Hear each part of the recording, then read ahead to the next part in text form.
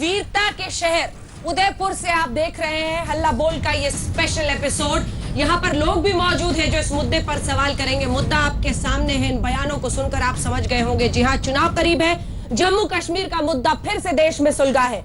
एक तरफ धारा 370-35A को लेकर महबूबा मुफ्ती ये धमकी देती नजर आ रही हैं कि कश्मीर भारत से अलग हो जाएगा।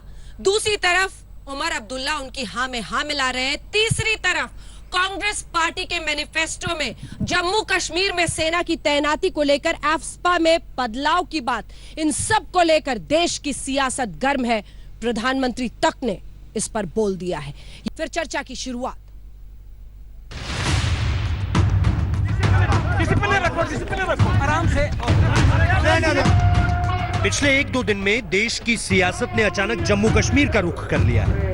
अब तक लोकसभा का महासमर चुनावी मुद्दों से महरूम दिखाई दे रहा था, लेकिन अब इसमें धारा 370 और AFSPA के सहारे राष्ट्रवाद बनाम देशद्रोह का बड़ा मुद्दा शामिल हो गया है। जम्मू कश्मीर की बड़ी नेता महबूबा मुफ्ती ने डेडलाइन दे दी है कि अगर धारा 370 से खिलवाड़ हुआ तो 2020 तक भारत और कश्मीर के विलय का समझौता भी खत्म हो जाएगा। 2020 जम्मू कश्मीर की भी डेडलाइन होगी पूरे मुल्क को कि जो हमारा एक्सेशन है, जिन शर्तों पे अगर उन शर्तों को खत्म करते हैं तो जम्मू कश्मीर का रिश्ता भी मुल्क के साथ खत्म हो जाएगा। What about कांग्रेस मैनिफेस्टो जिसमें कहा गया था एफस्पा में जो कांग्रेस का मैनिफेस्टो है वो बिल्कुल वही है जो मुफ्ती साहब ने एजेंडा ऑफ अलायंस में बीजेपी के साथ रखा था। 370 पे स्टेटस को, एफस्पा का रिवोकेशन, बातचीत करना, सिविलियन एरिया से आर्मी निकालना, वो लफ्ज वही है जो पीडीपी कहती। महबूबा मुफ्ती का यह बयान कोई भी हिंदुस्तानी स्वीकार नहीं करेगा। इससे पहले जम्मू कश्मीर के पूर्व मुख्यमंत्री उमर अब्दुल्ला ने भी ये कहकर राष्ट्रवाद बनाम देशद्रोह की नई बहस को आकार दिया था कि जम्मू कश्मीर में अलग से प्रधानमंत्री होना चाहिए। इससे पहले कांग्रेस ने अपने घोषणा पत्र में धारा 370 और एफस्पा कानून को लेकर जो वादा किया है उसे बीजेपी ने अपना चुनावी मुद्दा बना लिया है। मतलब राहुल, महबूबा, उमर पर एक साथ निशाना। साथियों, एक कैसा भारत चाहते हैं, इनकी मंशा बिल्कुल साफ होती जा रही है। कांग्रेस ने हमारे वीर जवानों को आतंकियों और पत्थरबाजों के सामने लाचार करने, उनके हाथ बांधने की साजिश रच दी है। ये कैसी सोच है? हम सत्ता में रहे या विपक्ष में, मैं देश की जनता के सामने स्पष्ट करना चाहता हूं, अगर ये चाहते हैं कि कश्मीर में एक अलग प्रधानमंत्री हो तो उनकी ये मंशा हमारी जान रहते हुए पूरी नहीं हो पाएगी। मित्रों, भारतीय जनता पार्टी के कार्यकर्ता अपने जान की बाजी में क्या समझ रखा है इस देश में। बीजेपी ने कश्मीर पर कांग्रेस के घोषणा पत्र, महबूबा और उमर अब्दुल्ला के बयानों को सीधे राष्ट्रवाद के साथ खिलवाड़ से जोड़ दिया है। एक ऐसा मुद्दा जिसे अब की बार बीजेपी ने अपना चुनावी एजेंडा बना लिया है। भारत और कश्मीर के विलय वाले समझौते की डेडलाइन खत्म करने वाले महबूबा के बयान पर कांग्रेस की चुप्पी को भी बीजेपी ने अपना हथियार बना लिया है। तो ये इनके जो कांग्रेस के मंसूबे हैं, इसको किसी भी हालत में स्वीकार नहीं किया जा सकता, चाहे खून का कतरा कतरा बहाना पड़े। श्यामा प्रसाद मुखर्जी ने बलिदान दिया इस चीज के लिए। आज हिंदुस्तान का एक भी आदमी इस बात को स्वीकार करने के लिए तैयार नहीं। ये भारतीय जनता पार्टी सिर्फ कांग्रेस पे अटैक करती है और हरकतें वही करती है जो जिसको लेकर के वो अटैक कर रही होती है। इससे पहले भी एक नॉर्थ ईस्ट की स्टेट में आपसे हटाया गया था और इसी सरकार में हटाया गया 2015 के अंदर। ये सरकार कश्मीर के पीछे पड़ी हुई है हाथ धो करके। कश्मीर के मुतालिक कोई भी बात होती है उसको कम्युनलाइज करते हैं लोग। चुनाव का माहौल अब उस ओर भी जा रहा है कि जिसमें सियासी पार्टियों के बीच अब की बार जम्मू कश्मीर पर आर पार की स्थिति भी दिखाई दे रही है। बेशक कोई इसे राष्ट्रवाद से जोड़ रहा है तो कोई इसे कश्मीर और वक्त की जरूरत बता रहा है। चंडीगढ़ से सत्येंद्र चौहान और अनंतनाग से अशरफ वानी के साथ आज तक ब्यूरो। कई खास मेहमान हमारे साथ चर्चा में शामिल हो रहे हैं। आइए आपका परिचय उनसे करा दें। हमारे साथ सुधांशु त्रिवेदी जी, राष्ट्रीय प्रवक्ता भारतीय जनता पार्टी के इस चर्चा में शामिल हो रहे हैं। अभय दुबे जी कांग्रेस पार्टी का पक्ष रखेंगे, पीडीपी की तरफ से प्रवक्ता ताहिर सईद हमारे साथ इस चर्चा में शामिल हो रहे हैं, डॉक्टर समीर कौल जो कि प्रवक्ता है नेशनल कॉन्फ्रेंस के वो हमारे साथ चर्चा में शामिल हो रहे हैं, सुशील पंडित कश्मीरी पंडितों के एक्टिविस्ट हमारे साथ चर्चा में शामिल हो रहे हैं। सबसे पहला सवाल ताहिर सईद आपके लिए, मतलब सत्ता अब आपके लिए इतनी महत्वपूर्ण हो चुकी है कि इस देश को बांटने में, जम्मू कश्मीर को सुलगाने से भी महबूबा मुफ्ती पीछे नहीं हट रही हैं। चुनावों के ऐन पहले ये कहने का अर्थ क्या है? क्यों सुलगाना चाहती है वो जम्मू कश्मीर को अपनी सियासत साधने के लिए? सईद साहब, ये पहली बार नहीं है। जिस वक्त हमारी सरकार थी और महबूबा जी रियासत की चीफ मिनिस्टर थी, उस वक्त उन्होंने दिल्ली में भी यही बात कही थी कि अगर 35A के साथ कोई छेड़छाड़ की गई तो भारत के झंडे को कंधा देने वाला भी कोई जम्मू कश्मीर में नहीं बचेगा।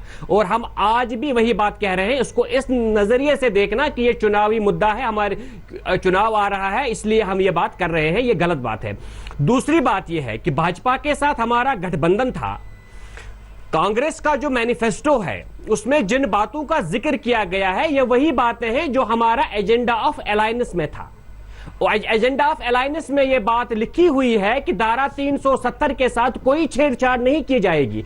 एजेंडा ऑफ अलायंस में लिखा गया है कि अपसपा को जो है वो जम्मू कश्मीर से हटाया जाएगा। ये तो वही बातें हैं कि सिविलियन एरिया से जो है आर्मी की कमी जो है, आर्मी को सिविलियन एरिया से हटाया जाएगा, आर्मी को ज्यादा बॉर्डर पे रखा जाएगा ताकि बॉर्डर्स को ज्यादा सख्त किया जाए, इन्फिल्ट्रेशन ना हो, इंटरनल सिक्योरिटी के मामला जो है जम्मू कश्मीर पुलिस का एजेंडा समझने की कोशिश कर रहे हैं। आपका जो एजेंडा फिलहाल दिखाई दे रहा है, एक सेकंड सही साहब सांस लीजिए जरा, सांस लीजिए, सामने की बात भी सुनिए। आपका एजेंडा सिर्फ एक है, वो देशद्रोही है और वो एजेंडा है मुफ्ती देशद्रोही है, तो मुझे खुदा के लिए बताइए कट्टरपंथी आवाज बनना, है फिर चुनावों के पहले कट्टरवाद को फैलाना। एक सेकंड सईद साहब, सवाल तो सुनिए। देखिए ये हो सकता है पुराना स्टैंड, और ये पूछेंगे हम सुधांशु त्रिवेदी जी से कि आप तो अच्छे से महबूबा मुफ्ती और उनके पिता को भी जानते हैं, बावजूद आप हाथ मिलाने गए थे, क्यों जम्मू कश्मीर को झोंक रहे अपनी पॉलिटिक्स के लिए? लेकिन ये आरोप महबूबा मुफ्ती पर है कि ऐसे वक्त पर इस मुद्दे को सुलगाकर और सीधे सीधे धमकी देना उनका एजेंडा है। वो धमका कैसे सकती है? वो कहे कि ये हम होने नहीं देंगे, वो कहे कि इसको करना जम्मू कश्मीर के लिए अच्छा नहीं होगा, लेकिन यह धमकाना कि तिरंगे को कोई कंधा नहीं देने वाला यहां पर होगा, कैसे वो हिंदुस्तान को ललकार सकती है? तिरंगे को ऐसे ललकार सकती है? धमकी कैसे दे सकती है वो इंडिया को?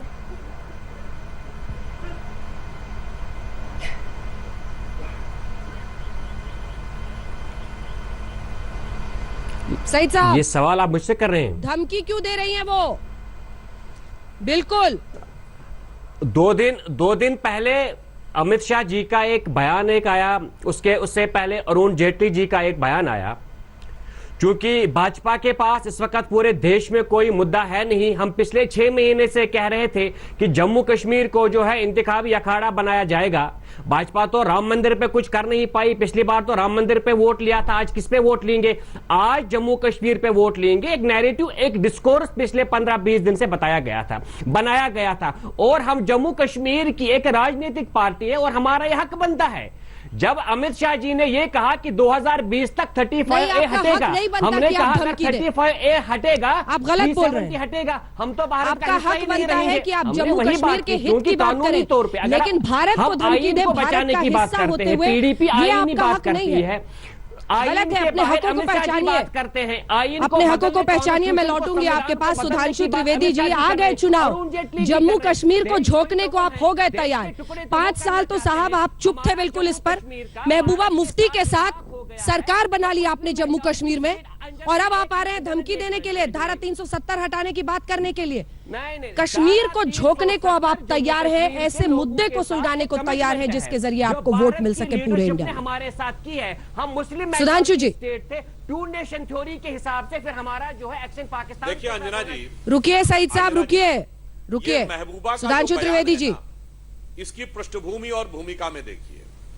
महबूबा के इस बयान को आप पृष्ठभूमि में देखिए। नेशनल कॉन्फ्रेंस और कांग्रेस का अलायंस हो चुका। अब उमर अब्दुल्ला ने कह दिया कि इस देश में 2 प्रधानमंत्री होने चाहिए, 52 से पहले वाला स्टेटस होना चाहिए। कांग्रेस ने अपने घोषणा पत्र में अफसा हटाने की बात कह दी। अब जब इनके स्थानीय प्रतिद्वंदी ये कह रहे हैं तो इनको तो उस कट्टरवाद और पृथकतावाद की जवाबी कव्वाली में शामिल होना ही था। तो ये क्या करते? पीडीपी की मजबूरी थी कि उससे ज्यादा कट्टर कोई बयान देना है और कुछ नहीं। चुनाव के मौके पर दोनों स्थानीय पार्टियों द्वारा एक दूसरे से ज्यादा कट्टर दिखाने के लिए, ताकि कश्मीर घाटी की वो कट्टरपंथी ताकतें इनके लिए नरम रहें। इसके अलावा और इसमें कोई दम नहीं है। और आपकी कव्वाली क्या है? और उसकी तो मैं कहना चाहता हूं, अरे भैया, जब भारतीय जनता पार्टी की कव्वाली क्या है? हाँ, मैं बता रहा हूं, हमारी एक सेकंड, आपकी कव्वाली क्या है? 5 साल चुप रहो धारा 370 पर, जैसे चुनाव करीब आए वही धारा 370 से रोते रहो। क्यों महबूबा मुफ्ती के साथ सरकार बनाया? आपको पता नहीं था? आपको पता नहीं था सर कि वो क्या सोचती हैं? अंजना जी, क्यों सरकार 5 साल चुप रहने की बात नहीं है। सत्ता के लिए हम तो 68 साल से एक हैं। श्यामा प्रसाद मुखर्जी 1953 में शहादत दिए। 1989 में हम वीपी सिंह सरकार से इस मुद्दे पर अलग हुए जब मुफ्ती साहब गृह मंत्री थे, और 1992 में जब कोई श्रीनगर में लाल चौक पे झंडा नहीं फहरा सकता था तो हमारे अध्यक्ष मुरली मनोहर जोशी जी ने जाके झंडा फहराया। 1999 में हमारी सरकार आई, तब जाके श्रीनगर में 26 जनवरी और 15 अगस्त पे झंडे फहराने शुरू हुए। और जब हमारी सरकार आई तो उसके बाद उन परिस्थितियों के चलते हुए हमने पीडीपी से अलायंस जरूर किया था। ये बात हम मानते हैं, क्योंकि हमने कई अपने विरोधी दलों से कई बार अलायंस किया था। पर याद करिए, उसके रहते हुए ऑपरेशन ऑल आउट चला था, उसके रहते हुए हुर्रियत नेताओं पे ईडी के केस चले थे, उसके रहते हुए हुर्रियत नेताओं पे एनआईए के केस चले थे। तो हमने वो परिस्थितियों की बाध्यता में जो संभवता किया, ये हमारे हृदय का विषय है 67 साल से। इसमें कोई 2 महीने, 4 महीने, साल, 2 साल का विषय नहीं है। आपका हृदय ना सर, एक सेकंड, प्रॉब्लम यह है कि भारतीय जनता पार्टी का हृदय चुनावों के इर्द गिर्द बड़ा उबलता है, कश्मीर बड़ा जोर जोर से धक-धक करता है, फिर शांत हो जाता है अगले 5 साल के लिए। अंजना जी, सुधांशु जी, कमिटमेंट होता है साहब, कमिटमेंट होता है। अगर कमिटमेंट है तो आपको सत्ता में आने के बाद भी वो कमिटमेंट याद रहना चाहिए। अभय दुबे जी, आ रही हूँ सर। तो वो एग्जैक्टली वैसा ही था जैसा अन्य राज्यों का था। उसमें किसी प्रकार का कोई स्पेशल स्टेटस नहीं था। चोर दरवाजे से कांग्रेस ने 1 साल के बाद, फिर 2 साल के बाद, और फिर जाके 1954 में ऐसी अभय दुबे जी जवाब दीजिए। 1944 से लागू थी। अंजना जी, अगर हम कहना चाहते हैं, इसके बाद आपके पास भी आऊंगे। अभय दुबे जी जवाब दीजिए। ठीक है सुधांशु जी, रुकिए। अभय दुबे जी जवाब दीजिए। भारतीय जनता पार्टी, सेना की मौजूदगी जम्मू कश्मीर में आज कांग्रेस पार्टी को खलने लगी है। एफ्सपा हटाना चाहते हैं आप? देखिए, बिल्कुल मैं विस्तार से 10 सेकंड में आपको बताता हूं। 70 वर्षों से भारतीय जनता पार्टी आर्टिकल 370 के नाम पर देश को धोखा दे रही है। 26 अक्टूबर 1947 जब एक्सेशन हुआ, 1 मिनट सुनिए, वो मैंने बीजेपी से पूछ लिया। 1 मिनट, वो मैंने बीजेपी से पूछ लिया। अंजना जी प्लीज, बड़ी राम कहानी करने की आदत हो गई है प्रवक्ताओं की। सर, बीजेपी की बात हमने बीजेपी से पूछ ली ना। आप बताइए ना कि सेना की मौजूदगी आपको जम्मू कश्मीर में क्यों खलने लगी है चुनावों के पहले? किसने कहा आपको? लग रहा है कि आपने पढ़ा आपने घोषणा पत्र? देखिए अंजना जी, घोषणा पत्र पढ़ा आपने? 2 अलग अलग तथ्य हैं जिसको ना देश के प्रधानमंत्री समझते हैं, ना अमित शाह समझते हैं। लगातार डिबेट कर रहे हैं। सुन लीजिए ना, प्रश्न नंबर 35, पेज नंबर 35, सशस्त्र बलों का अधिनियम, आर्म फोर्सेस। क्या पढ़िएगा? मैं पढ़ के सुनाती हूँ, अब सुनिए ध्यान से। अब आप ही डिबेट कर लीजिए, मुझको नहीं बोलने देना है तो। स्पेशल पास एक्ट 1958, ये नॉर्थ ईस्ट का है, जम्मू कश्मीर का 1990 का है। पूरे देश ने पढ़ लिया, आगे बढ़िए, बताइए। अंजना जी, जम्मू कश्मीर का arm forces special power act 1990 का है। ये नागा हिल्स का है, नॉर्थ ईस्ट का। समझने की कोशिश करनी चाहिए आपको भी और भारतीय जनता पार्टी को भी। भारतीय जनता पार्टी का जो कॉमन मिनिमम प्रोग्राम है उसमें साफ लिखते हैं कि अलगाववादी लोग स्टेक होल्डर है, उनसे बात करेंगे, एफ्सपा को रिव्यू करेंगे, डिस्टर्ब एरिया को समाप्त करेंगे। शर्मनाक बात है। 26 अक्टूबर 1947 को श्यामा प्रसाद मुखर्जी कैबिनेट के मंत्री थे। 15-16 मई 1949 को पटेल के घर पर आर्टिकल 370 का भविष्य तय हुआ, तब वो देश के कैबिनेट मंत्री थे। 1950 को संविधान आया, उनकी हस्ताक्षर से आर्टिकल 370 आया। श्यामा प्रसाद मुखर्जी ने आर्टिकल 370 पर इस्तीफा नहीं दिया। उनकी आत्मा की मौत उस दिन हो गई जब प्रधानमंत्री ने 2 विधान और 2 निशान के सम्मुख शपथ ली 2015 में पीडीपी के साथ। भाषण तो है नहीं, भाषण तो है नहीं सर। भाषण नहीं है सर, एक सेकंड आराम से सांस लीजिए प्लीज। इशू पर वापस आइए। बीजेपी की राम कहानी हमें पता है, पूरे देश को पता है, वो मैं पूछ लूंगी सुधांशु त्रिवेदी जी से। आप ये बताइए कि जब आपने मैनिफेस्टो में लिखा, शब्द बा शब्द मैं पढ़ रही हूं, amend the armed forces special powers act in order to strike a balance, यानी हम एक संतुलन बनाना चाहते हैं पावर्स ऑफ सिक्योरिटी फोर्सेस यानी सेनाओं की ताकत में और ह्यूमन राइट्स ऑफ सिटीजन्स यानी जम्मू कश्मीर के लोगों के मानवाधिकार के बीच में एक संतुलन बनाना चाहते हैं, इसलिए हम कर रहे हैं। इसका क्या अर्थ है? गलत तथ्य मत रखिए। वो एक्ट का सन पढ़िए आप, 1958 का एब्सपा जो है वो नॉर्थ ईस्ट स्टेट के लिए है। आप आइए पेज नंबर 40 पर, ये गलत तथ्य परोसे हैं भारतीय जनता पार्टी ने। कम से कम आप देश की सबसे बड़ी मूर्धन्य पत्रकार हैं, आपको सत्य पर प्रकाश डालना चाहिए। एब्सपा जो जम्मू कश्मीर का है वो 90 में आया है, ये 58 का नॉर्थ ईस्ट। ठीक है, तो आज बोल दीजिए कि एब्सपा पर कोई बदलाव की बात नहीं है। ठीक है, अभय दुबे जी देश के सबसे बड़े चैनल पे कह दीजिए कि एब्सपा में कोई बदलाव नहीं करेंगे। कहिए। अब बढ़िए, बिल्कुल एब्सपा में बदलाव आपका एजेंडा नहीं है, ये कह दीजिए। जम्मू कश्मीर के कॉन्टेक्स्ट पे पेज नंबर 41 में लिखा है कि रिव्यू किया जाएगा। ये बुनियादी अंतर है 58 और 90 के एब्सपा में, जिस पे भ्रामक प्रचार देश के रिव्यू किया जाएगा ना, मैं भी और अमित शाह कर रहे हैं। 3 मिनट बर्बाद करके नाक पकड़ी आपने दूसरी तरफ से। अब मैं कुछ जवाब दे सकता हूं? 3 मिनट बर्बाद करके सर नाक पकड़ी आपने दूसरी तरफ से। यूं ही नहीं, एक सेकंड सुधांशु जी मैं आ रही हूं, एक सेकंड जवाब दीजिए, एक सेकंड जवाब दीजिएगा। एक बार डॉक्टर कॉल के पास मुझे जाने दीजिए, डॉक्टर कॉल के पास एक बार मुझे जाने दीजिए, उसका सुधांशु जी जवाब दीजिएगा। आप में से भी अगर कोई सवाल पूछना चाहता है तो हाथ उठाइएगा। डॉक्टर कॉल, इस देश में अब उमर अब्दुल्ला को 2 प्रधानमंत्रियों की जरूरत पड़ रही है, मतलब सीधे सीधे विभाजनकारी राजनीति, क्योंकि सबको अब चुनाव करीब दिख रहे हैं, सबको अपना अपना फायदा दिख रहा है।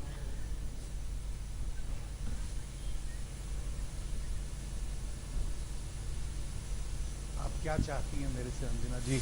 मैं आप चाहती हैं कि उमर अब्दुल्ला, सबसे पहले तो मैं आपको ये बता दूं कि जैसे किसी भी चीज के बारे में डिबेट करने से पहले उसकी जानकारी और हिस्टोरिकल पर्सपेक्टिव रखना बहुत जरूरी है और वो लोगों तक पहुंचाना बहुत जरूरी है। और उसमें सबसे पहला मुद्दा यह कि उमर अब्दुल्ला ने ये कहा कि जो लोग स्टेट को ट्राइफरकेट करने की बात करते हैं, जम्मू और लद्दाख को एक यूनाइटेड जम्मू कश्मीर, ये तो ऑलरेडी बढ़ चुका। आधा पाकिस्तान ले गया और पाकिस्तान ने आधा चीन को दिया। नेशनल कॉन्फ्रेंस हर किस्म के बंटवारे के खिलाफ है। और अगर आप ऐसी बात करते हैं और ऐसी बयानबाजी करते हैं, वो भी चुनाव से पहले, क्योंकि आपके पास डेवलपमेंट के मुद्दे तो आपने गाड़ दिए, उनको तो आपने जमीन में गाड़ दिया। आपने फार्मर्स डिस्ट्रेस एम्प्लॉयमेंट, वो तो उसकी तो बात ही नहीं। और मंदिर को तो छोड़िए, श्यामा प्रसाद मुखर्जी से भी आपने कोई वफा नहीं की इतने साल। लेकिन अब जब चुनाव आ रहा है तो कश्मीरी को पाकिस्तानी बनाइए और पाकिस्तान पे हमला करना है, लोगों को के दिमाग में, अपने कंट्री के लोगों में आक्रोश डालिए। अगर इस किस्म की पॉलिसी में उमर अब्दुल्ला चुनावी स्पीच में अपने लोगों को आश्वासन ये दिलाता है कि भाई ऐसा हम नहीं होने देंगे, क्योंकि जम्मू कश्मीर का साथ हिंदुस्तान के साथ नेशनल कॉन्फ्रेंस के कंधों पे हुआ है और हमारा ये फर्ज बनता है अपने लोगों को एश्योर करना कि भाई अब हम लोग ये सब नहीं होगा, क्योंकि अगर ये होगा तो ठीक है। सुधांशु जी भी आप लोगों की बातों का जवाब देना चाह रहे हैं, लेकिन उससे पहले एक कमेंट सुशील पंडित की तरफ से। वजीर आजम ठीक तो है, सच्चाई है। डॉक्टर कॉल मैं लौट रही हूँ आपके पास। डॉक्टर कॉल लौट रही हूँ। सुशील पंडित जी, चुनाव करीब आए, हर पार्टी अपने तरीके से सुलझा रही है जम्मू कश्मीर के मुद्दे को। एक तरफ वो है जो अब एब्सपा को रिव्यू करने की बात कर रहे हैं, एक तरफ वो है जिनको अब दो वहां पर दिख रहा है कि 2 प्रधानमंत्रियों की जरूरत है। अगर 370 हटा, 35 से हटा तो जम्मू कश्मीर में कोई तिरंगे को कंधा नहीं देगा, अलग होगा, ये है। तो दूसरी तरफ बीजेपी है जो 5 साल तक तो सो जाती है, फिर जब चुनाव करीब आते हैं तो धारा 370 को हटाने की जरूरत है, 35 को हटाने की जरूरत है, क्योंकि वोट। अंजना जी, विडंबनाओं का बाजार गर्म है। मैं अभी सुन रहा था डॉक्टर समीर कौल भाजपा को वास्ता दे रहे हैं श्यामा प्रसाद मुखर्जी का और याद दिला रहे हैं, लेकिन खुद याद नहीं करना चाहते कि शेख मोहम्मद अब्दुल्ला साहब ने 25 फरवरी 1975 को जब चीफ मिनिस्टर बने थे तो वो चीफ मिनिस्टर बने थे, प्राइम मिनिस्टर नहीं बने थे। फिर उन्होंने देवीदास ठाकुर कमेटी अपॉइंट की, extension of central laws to JNK। उस कमेटी ने कहा कि जितने भी कानून बदले गए हैं, जो भी एवोल्यूशन की प्रक्रिया है, वो बिल्कुल ठीक है, उसमें कोई फेरबदल नहीं होना चाहिए। यानी वो सब मान लेने के बाद अब कहते हैं कि नहीं, हमें प्रधानमंत्री बनना है, नहीं कश्मीर में सदर रियासत होना है। ये कितनी बार कलाबाजियां खाएंगे और कितनी बार ये दूसरों को तो याद दिलाएंगे लेकिन खुद भूलने का नाटक करते रहेंगे। इसी सियासत की वजह से आज किसी को छोर नहीं नजर आ रहा है कि क्या करना है और क्या नहीं करना है। आप इन्हें कम से कम इतना तो याद आना चाहिए कि कश्मीर के विषय में उन्होंने एक समझौता किया, लिख करके किया, कि कश्मीर का अब एक ही चीफ मिनिस्टर होगा, कोई प्रधानमंत्री नहीं होगा, कोई सदर रियासत नहीं होगा। और शेख अब्दुल्ला इसी वादे के तहत चीफ मिनिस्टर बने, उनका पोता फिर प्रधानमंत्री बनना चाहता है। इसका कोई अंत है क्या? लिख करके किए गए वायदों का जवाब दीजिए डॉक्टर कौल। कोई वैल्यू नहीं है। डॉक्टर कौल जवाब दीजिए, फिर सुधांशु जी आप बोलिएगा। आप लोग सवाल पूछना चाहते हैं, मैं आ रही हूं। हाँ, डॉक्टर कौल जवाब दीजिए। देखिए, जवाब देने की कोई बात नहीं है। अंजना, आप भी पढ़ोगी तो आप भी समझोगी बात को कि जब कोई दिल्ली एग्रीमेंट हुआ और जब ये कंडीशंस ऑफ एक्सेशन साइन हुए, उसके बाद चाहे कांग्रेस गवर्नमेंट आए या बीजेपी गवर्नमेंट आए, ये उन वादों को सिर्फ तोड़ते ही रहे। अंजना जी, ये कंडीशन ऑफ एक्सेशन नहीं था, तोड़ते रहे और ये आज कंसेशन था। स्ट्रिंग को भी तोड़ने, एक मिनट हो चुका था मेरे दोस्त। एक्सेशन 47 में हुआ। सुनने की शक्ति रखो मेरे दोस्त, सुनने की शक्ति रखो, सच्चाई सुनने की और पचने की शक्ति रखो मेरे दोस्त। और जब आप और वो भारत और जम्मू कश्मीर उस भारत में शामिल हुआ जो सांप्रदायिक भारत, सेक्युलर भारत था, आज अगर आप वो सब चेंज करने की बात करते हैं तो फिर वापस उन्हीं चीजों पे बात आ जाएगी जो उससे पहले था। तो गलत। अंजना जी, आप वो सांस की नाली तोड़ने की बात करते हैं 35A और 370 और उसकी धमकियां देते हैं और उसके ऊपर हर किस्म का खिलवाड़ करते हैं। तो वो अपने लोगों को ना बताए कि भाई ऐसा नहीं हो सकता। सुधांशु जी अब आप जवाब दीजिए, फिर मैं यहाँ लोगों के सवाल लूंगी। सुधांशु जी जवाब दीजिए। आइए हम लोगों के बीच भी चलेंगे। सुधांशु जी जवाब दीजिए उनकी बात का। जी, जिस हिंदुस्तान में वो आए थे उसकी तस्वीर आप बदलना चाह रहे हैं। मैं सिर्फ एक बात कहना चाहता हूं कि ये जो 35 से आया था, हम तस्वीर देखिए बदलना नहीं चाह रहे हैं, जो तस्वीर बिगाड़ी गई है उसके ऊपर विचार करना चाह रहे हैं। ये 35 से भारत का एक ऐसा इकलौता संविधान संशोधन था जो बगैर संसद में पारित हुए पास हो गया, बाई प्रेसिडेंशियल प्रोक्लेमेशन। बिल्कुल राष्ट्रपति की राजाज्ञा से बिल्कुल होना था उसको। और मैं कहना चाहता हूं एनसीपी और पीडीपी तो रीजनल पार्टीज हैं, रीजनल पार्टीज हैं, इनकी राजनीति मुझे अच्छी तरह समझ में आ सकती है। भारत के संविधान में कोई व्यवस्था नहीं है कि राष्ट्रपति एक आदेश करके संविधान संशोधन पारित कर सके। वो छल किया गया भारत के साथ और जम्मू कश्मीर के साथ। गलत बात पे है कि कांग्रेस पार्टी जो कि रीजनल पार्टी से ऊपर जाकर राजनीति कर रही है। अभय दुबे जी कह रहे हैं कि जाना पड़ेगा। मैं बताता हूं नॉर्थ ईस्ट के लिए था, एक वो नॉर्थ ईस्ट के लिए हो या कश्मीर के लिए। अंजना जी पूछिए उनसे, वो प्रेसिडेंशियल ऑर्डर से आया था तो प्रेसिडेंशियल ऑर्डर से उसको समाप्त जम्मू कश्मीर की बर्बादी के लिए 3 ही फैमिली जिम्मेदार है। एक अब्दुल्ला फैमिली, जो नेहरू का पावर करता है स्टेट के लिए कानून बनाने को, तो मुफ्ती फैमिली आर्टिकल 368 स्पेशल प्रोविजो जो आर्टिकल 370 के रहते लागू नहीं किया जा सकता। जितने बदलाव हुए हैं जम्मू कश्मीर के संदर्भ में वो प्रेसिडेंशियल ऑर्डर से हुए हैं। जो सदर रियासत था वो गवर्नर यौन उत्पीड़न के लिए प्रधानमंत्री और अत्याचार के लिए, इसका मतलब आप मानते हैं कि भारत की सेना ये करती है? सेंट्रल लिस्ट की एंट्री आप क्यों नहीं मानेंगे? क्योंकि आपके नेता गुलाम नबी आजाद खुद बोल चुके हैं कि कश्मीर में इंडियन आर्मी सिविलियंस को ज्यादा मारती है। जवाब दीजिए अभय दुबे जी, ये सेना के प्रति ऐसा घटिया दृष्टिकोण कांग्रेस में क्यों है? आर्टिकल क्या अपने मैनिफेस्टो में लिखते हैं अपहरण, यौन उत्पीड़न और अत्याचार के लिए आप रिव्यू करेंगे? उसी प्रेसिडेंशियल ऑर्डर से डिबेट कर रहे हैं तब आप एक ऑर्डिनेंस लाकर समाप्त कर सकते थे, लेकिन आप टीवी की डिबेट में तो हटाना चाहते हैं। कैसे प्रेसिडेंशियल ऑर्डर से संविधान संशोधन हो सकता है? क्यों नहीं ये संशोधनों की सूची में है? क्यों ये एनेक्सर की सूची में है? और जो सुशील पंडित ने अभी विषय उठाया, जवाब दीजिए 26 अक्टूबर 1947 को इनमें से भी मुझे शर्त नहीं बताइए, इतने जो सब बदलाव बाद में हुए नेहरू जी वो ने प्रेसिडेंशियल अब्दुल्ला ऑर्डर से फैमिली हुए। के साथ पढ़िए मिलकर आर्टिकल 370, सुनिए, आप दोनों सुनिए। उन लोगों का राज आप दोनों सुनिश्चित करने सुनिए। के लिए जोड़ा। और ऐसा राज कोई तिलक का हमारा बेहुदा कारवां amendment हो पहुंचा सकता हुआ है जो राजस्थान 1954 में आया और हम इस फिर वक्त एक effect हुआ सेकंड 1944। आवाज नीचे कीजिए। थोड़ा मुश्किल है सबको, देखिए एक साथ लगातार बोलिएगा, दर्शक भी नहीं समझ पाते, आप लोग भी सुनिए। जो आप लोगों की कोशिश है कि जमीन पर उसका असर हो, तो मैं राजस्थान के उदयपुर में आज मौजूद हूं। यहां पर कुछ लोग हैं जो हाथ उठा रहे हैं इस मुद्दे पर सवाल पूछने के लिए। कुछ जमीन से भी सवाल सुनिए, शायद आप लोगों को क्लैरिटी आए, कुछ समझ में आए कि देश क्या चाहता है। पूछिए।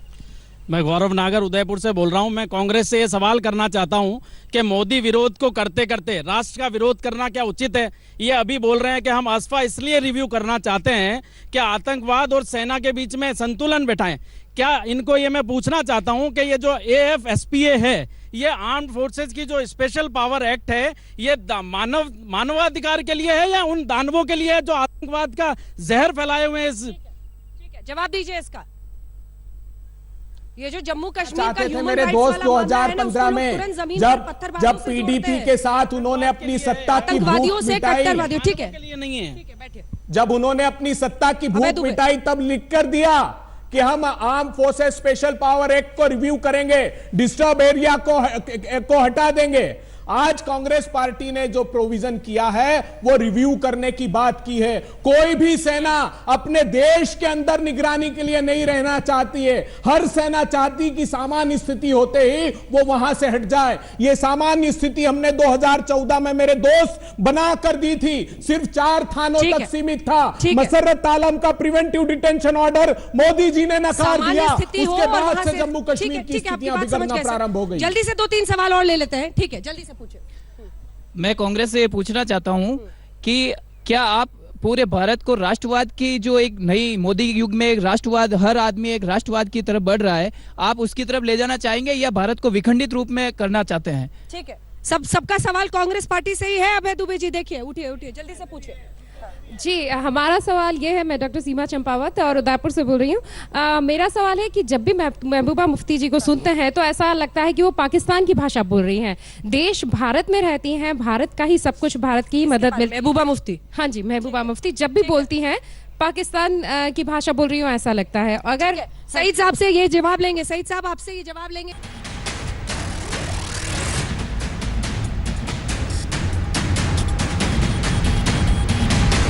बोल का में आपका फिर से स्वागत है। जी हाँ, चुनाव आज तक का देश भर में चुनाव हो रहे हैं, इसलिए राजस्थान पहुंचा है गुजरात के बाद। लेकिन आज सुलगता मुद्दा जम्मू कश्मीर का। दरअसल महबूबा मुफ्ती पूर्व मुख्यमंत्री, किसकी सौगात? बीजेपी की सौगात। बीजेपी और PDP के साथ बनी थी उनकी सरकार। आज वो कह रही हैं कि अगर 370 और 35 पर सरकार या बीजेपी कुछ भी करती है तो जम्मू कश्मीर अलग हो जाएगा हिंदुस्तान से। उमर अब्दुल्ला NC के पहले ही कह चुके हैं कि 2 प्रधानमंत्रियों की जरूरत पड़ जाएगी। मुद्दा सुलग रहा है। इधर आर्टिकल 370 और 35A को लेकर बीजेपी भी राष्ट्रवाद की बयार में सोच रही है, बहती गंगा में हाथ धो ले। यह है इस देश की सियासत की कहानी। जी हाँ, चुनाव करीब है और इसीलिए ये बवाल है। सभी खास मेहमान हमारे साथ जुड़े हुए जिनके साथ हम चर्चा कर रहे हैं। लेकिन मुझे लगता है सईद साहब आपको इस महिला के सवाल का जवाब देना चाहिए, जो बार बार ये कह रही हैं कि उनको हमेशा लगता है महबूबा मुफ्ती पाकिस्तान के हक की बात करती है। ये एक आम महिला है जो राजस्थान में उदयपुर में फतेहपुर सागर झील के करीब यहाँ पर हमारे शो में बैठी हैं। इनका पॉलिटिक्स से लेना देना नहीं है, ये आम लोग हैं। इनके सवाल का क्या जवाब होगा आपके पास सईद साहब? बिल्कुल अंजना जी, मैंने अभी सुना, मेरी बहन अभी ये सवाल कर रही थी कि ऐसा लगता है कि महबूबा जी जब बोलती हैं तो जैसा लगता है कि वो पाकिस्तान के लिए बोलती है। बदकिस्मती से पिछले कई साल से इस देश में एक माहौल बनाया गया कि जम्मू कश्मीर के लोगों की बात जो भी करे तो वो लगता है कि वो पाकिस्तान की बात करे। मेरी बहन आज कांग्रेस जैसी पार्टी, आज उन पर भी इल्जाम लगाया जाता है कि वो पाकिस्तान की बात करते हैं जब वो जम्मू कश्मीर के लोगों की बात करना शुरू करते हैं। आज कांग्रेस ने कहा कि हम अपसपा को हटाएंगे, रिव्यू करेंगे, हम डायलॉग करेंगे। ये सब वो चीजें हैं जिन पे बीजेपी ने, मेरी बहन, हमारे साथ एग्री किया था। अब लेकिन कांग्रेस ने ये कहा तो एक माहौल बनाया गया कि कांग्रेस जो है वो देशद्रोही है, कांग्रेस जो है वो पाकिस्तान की बोली बोलती है। अब जब कांग्रेस जो है वो पाकिस्तान की बोली बोलती है, कांग्रेस जैसी पार्टी को पीडीपी को डिफेंड कीजिए ना, आप तो कांग्रेस को ज्यादा डिफेंड कर रहे हैं। तो कहा ही जाएगा फिर पाकिस्तानी है। जम्मू कश्मीर के लोगों की बात करनी है। आप देखिए नॉर्थ ईस्ट में स्पेशल स्टेटस है, कोई बात नहीं करता है नॉर्थ ईस्ट की। नॉर्थ ईस्ट से अपसपा हटाया गया, किसी को कोई आपत्ति नहीं है। ये जम्मू कश्मीर में कोई स्पेशल स्टेटस की बात करे, जम्मू कश्मीर में कोई डायलॉग की बात करे, जम्मू कश्मीर में कोई अब सपा को हटाने की बात करे तो कहते हैं कि ये पाकिस्तान की बोली बोलते हैं। ये पूरे देश का माहौल ही ऐसा है, इसलिए आपको जवाब दीजिए सुधांशु जी। महबूबा मुफ्ती साहब, सुधांशु जी जवाब दीजिए, और कुछ सवाल आपके लिए भी है। ठीक है, जवाब दीजिए सुधांशु जी। ये बीते दिन से कांग्रेस कह रही है कि नॉर्थ ईस्ट में ऐसा हो सकता है, लेकिन जम्मू कश्मीर आता है तो आपको अपना सुलगता मुद्दा दिखता है। नहीं, मैं जवाब दे रहा हूं, मैं जवाब देता हूं। हम ऐसे नहीं बोलते हैं। याद करिए, गुलाम नबी आजाद साहब जम्मू कश्मीर के फॉर्मर सीएम हैं और इस समय कांग्रेस के लीडर हैं राज्यसभा में। उन्होंने बयान दिया था इंडियन आर्मी सिविलियंस को ज्यादा मरवाती है, और उधर से उनको सीमा पार से शाबाशी मिल गई थी तमाम आतंकवादी संगठनों की। ये बहुत अच्छी बात कह रहे हैं। तो मैं ये कह रहा हूं कि इस कारण से हम नहीं बोलते, आपके कर्म खुद ब खुद बोलने लगते हैं। महबूबा मुफ्ती जो कुछ बोल रही हैं, क्या ये वही in word and in spirit, in letter and spirit exactly वही नहीं है जो हमारे सीमा पार से लोग बोले जाते हैं? इसलिए यह सवाल उठता है। और सवाल इसलिए भी उठता है कि तमाम प्रिविलेजेस इतने साल तक दिए गए, उसके बाद हालात बद से बदतर होते चले गए, चूंकि वहां पर अलगाववादी और पृथकतावादी लोगों के साथ बार बार उनको समर्थन देने की बात होती रही। और मैं अंजना जी एक और बात कहना चाहता हूं, अभी अभय दुबे जी रिव्यू करने की बात कह रहे थे ना, ये तो ऐसा ऐसा रिव्यू करते हैं। आप उदयपुर की धरती पे है ना, इनकी सरकार आई राजस्थान में, इन्होंने कहा, इनके शिक्षा मंत्री ने कहा हम रिव्यू करेंगे, और अब हमारी पाठ्य पुस्तकों में महाराणा प्रताप महान नहीं होंगे, अकबर महान होंगे। ये तो गजब का रिव्यू करते हैं और फिर आरोप लगाते हैं कि हम ये कह रहे हैं। ये तो आपके शिक्षा मंत्री ने बोला ना, पूछिए उदयपुर की जनता से क्या जवाब ये देना चाहेंगे उनको। अंजना जी, महबूबा मुफ्ती ने यह पहली बार नहीं कहा। आर्टिकल 35A को लेकर उन्होंने कहा, मैंने प्रधानमंत्री को साफ कह दिया है। वो मुख्यमंत्री थी तब भी कहती थी। सुधांशु जी, ये तो पहले से बात है, ये तो पहले से स्टैंड है महबूबा मुफ्ती का। नहीं मिलेगा। लेकिन जम्मू कश्मीर के इस हाल में विशेष योगदान आपका भी है। वो भी जवाब दे रहा हूं। महबूबा मुफ्ती के साथ आपने सरकार बनाई प्रभु। आप शपथ के दिन आपने उनके साथ सरकार बनाई, आपको पता नहीं था कि उनका क्या हमारे साथ जब वो रही। सुनिए, आतंकवादियों का धन्यवाद शांति। हाँ, बिल्कुल बिल्कुल, सुनिए तब भी आप सत्ता की भूख मिटाते रहे। अगर उस दिन निर्णय ले चुके होते, जब हमारे साथ, मैं जवाब दे दूं अभय जी। दुबे जी सुनिए, जवाब सुनिए। हाँ, मैं जवाब देता हूं। अभय जी, जब हमारे साथ महबूबा सरकार में रही, महबूबा मुफ्ती का कोई तो नया आप स्टैंड याद करिए, उसी समय ऑपरेशन ऑल आउट चला, और महबूबा मुफ्ती का वो स्टेटमेंट टीवी के ऊपर सारे देश को देखा, पाकिस्तान को धन्यवाद देने पर जाते हैं पत्थर फेंकने के लिए, और उसी समय में सेना के अधिकारियों पर FIR भी दर्ज हुई। सुधांशु जी, पार्शियल मेमोरी है ना, बड़ी खतरनाक होती है। साथ उनकी सरकार थी। एक छोड़िए, कांग्रेस के को हटाने में आपको प्रेसिडेंशियल ऑर्डर से एक क्षण में हटा सकते थे। अरे जवाब दीजिए, लेकिन आप सिर्फ जिंदा रखना चाहते हैं टीडीपी को छोड़ दीजिए। आर्टिकल 370 को एक क्षण में हटा सकते थे। जितने बदलाव हमने किए, गवर्नर की कंसेंट थी, रेटिफिकेशन के लिए कंस्टिट्यूएंट असेंबली 17 नवंबर 1956 को खत्म हो गई है। सुधांशु त्रिवेदी जी, हमने गवर्नर से आदेश लिए और प्रेसिडेंशियल ऑर्डर से बदलाव किए। आप क्यों नहीं कर पाए? आपने तो घोषणा पत्र में रखा था और देश को गुमराह करते रहे, झूठ बोलते रहे।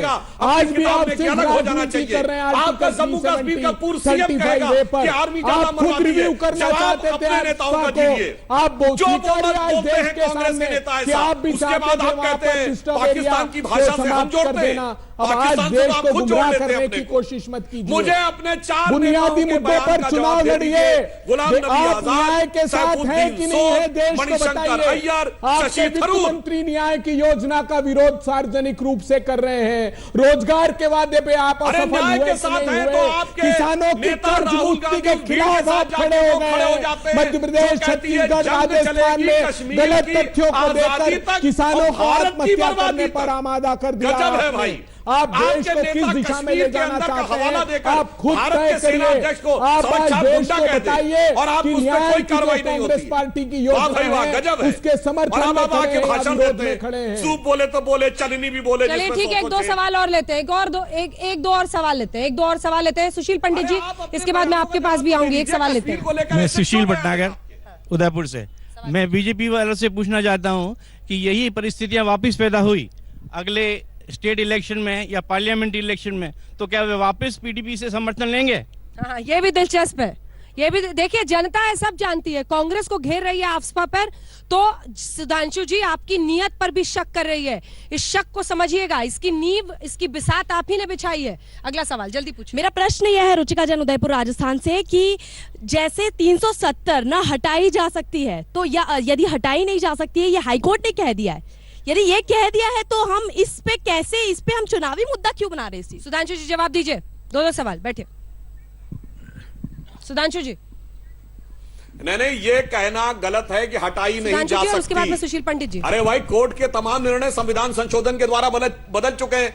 अरे इन्होंने तो शरीयत का लॉ लागू कर दिया था शाहबानो केस में, तो जरूरत पड़ी तो 370 के बारे में विधिवत विचार किया जाएगा। तो 5 वर्षों तक मौन क्यों साधे रहे?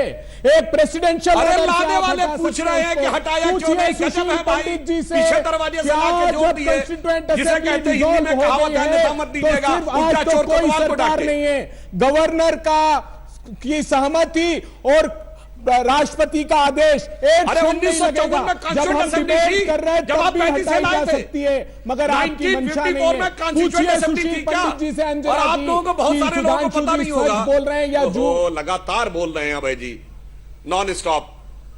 तो आप बताइए ना। Abhay ji please sir, Abhay ji please अपनी बारी का इंतजार करिए, अपनी बारी का इंतजार करिए प्लीज अभय जी। देखिए, मेरे लिए भी उदयपुर में झील के किनारे से आप लोगों को कंट्रोल करना बहुत मुश्किल हो रहा है। एक करके प्लीज दुबे जी, सुधांशु जी अपनी बात पूरी कर ले एक लाइन में, मैं फौरन आपके पास आऊंगी, रुक जाइए जरा सा। एक बार मुझे सुशील पंडित से भी रिएक्शन लेना। सुधांशु जी। अभय जी, सिर्फ एक वाक्य, उसके बाद आपको जो बोलना बोल लीजिएगा। ये कौन सा संविधान संशोधन था 1954 में जो 1944 की डेट से लागू था? देश आजाद होता है 15 अगस्त 1947 को, और ये 44 की डेट से क्यों लागू हुआ, ये मुझे जवाब चाहिए। और किसकी शरारत से वो जोड़ा गया? और भारत में एक ऐसा संविधान अभय जी जवाब दे दीजिए, उसके बाद में जाऊंगी सुशील जी के पास। और आजादी के ठीक है, एक लाइन पूरी हो गई। सुधांशु जी, मिस्टर त्रिवेदी एक लाइन पूरी। अभय जी, कश्मीर फॉर कश्मीरी मूवमेंट 1927 पंडितों का चलाया हुआ आंदोलन था।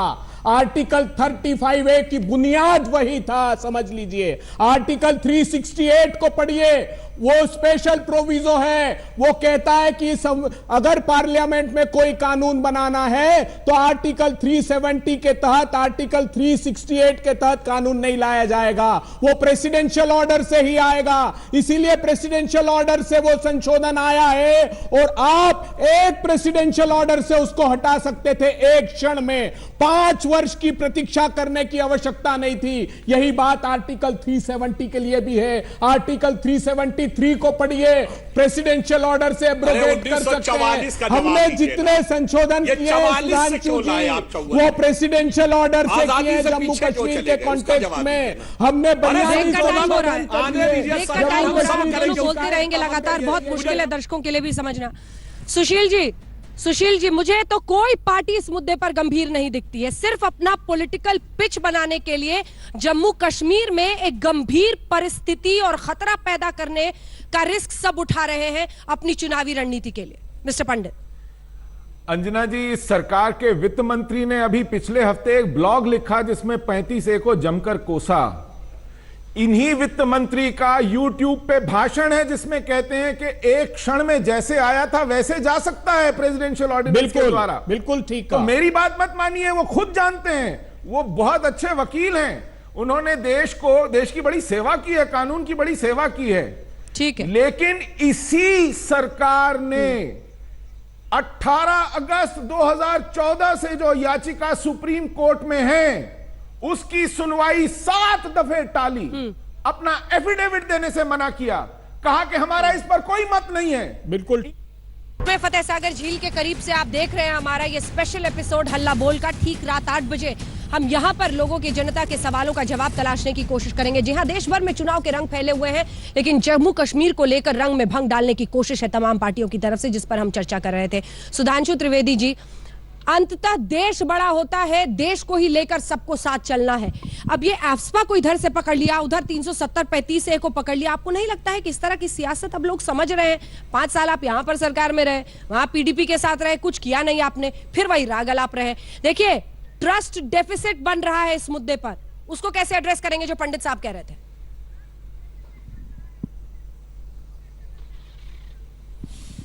देखिए, ये हम मानते हैं कि पीडीपी से घनघोर मतभेद होने के बावजूद हमने सरकार बनाई, पर ऐसी बात नहीं, हमने गठबंधन डीएमके के साथ भी किया था, हमने बीएसपी के साथ भी किया था, और जिस दौर में अकाली दल के साथ गठबंधन किया उसमें बहुत से पृथकतावादी तत्व थे।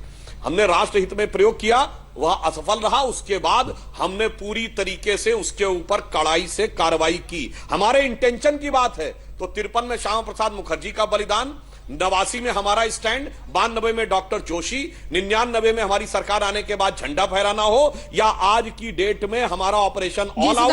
पहली बार हुर्रियत नेताओं से कोई बात नहीं, उनको पाकिस्तान से बात नहीं करने दी, ईडी के मुकदमे, नहीं, भरोसा तो आपको जीतना पड़ेगा। और आज भरोसा के पैमाने पर देखें तो हर पार्टी पर लोगों को शक है जम्मू कश्मीर के मुद्दे पर। देश सिर्फ भाषण का हिस्सा नहीं हो सकता है, जम्मू कश्मीर भाषण को सुलगाने के लिए वोट बटोरने का हिस्सा नहीं हो सकता है। अगर प्राथमिकता है तो साबित करना।